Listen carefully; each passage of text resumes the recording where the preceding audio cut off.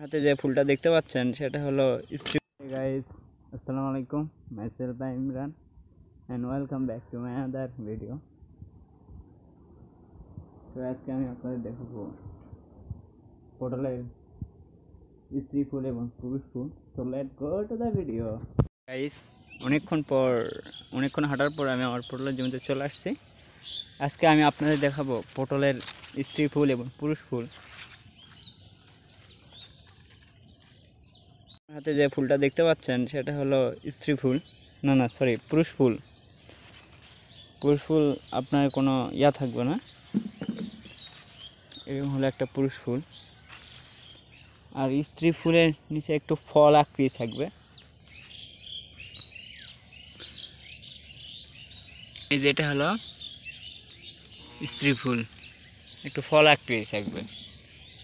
আর দেখতে পাচ্ছেন আমার জমিতে আজ প্রচুর পরিমাণে ফুল ফুটছে, তাই আমি এখানে আজ কৃত্রিমভাবে পরাগায়ন করব। আচ্ছা, কৃত্রিমভাবে পরাগায়ন করলে আপনাদের হয় কি, মানে যে কয়টায় পরাগায়ন করাবেন সে কয়টায় প্রচুর পরিমাণে ধরবে। আমি কিছুদিন আগে একটু পরাগায়ন করছিলাম। এই যে আসলে আমাদের এলাকার চারপাশে আরও পটলের জমি রয়েছে। আগে এগুলোতে পাটের চাষ করা হতো, কিন্তু পাটের লাভবান না থাকায় আমরা পটলের দিকে বা তরকারি সবজির দিকে আমরা ঝুঁকেছি। তবে এখনও কিছু কিছু জমিতে পাটের চাষ হয়।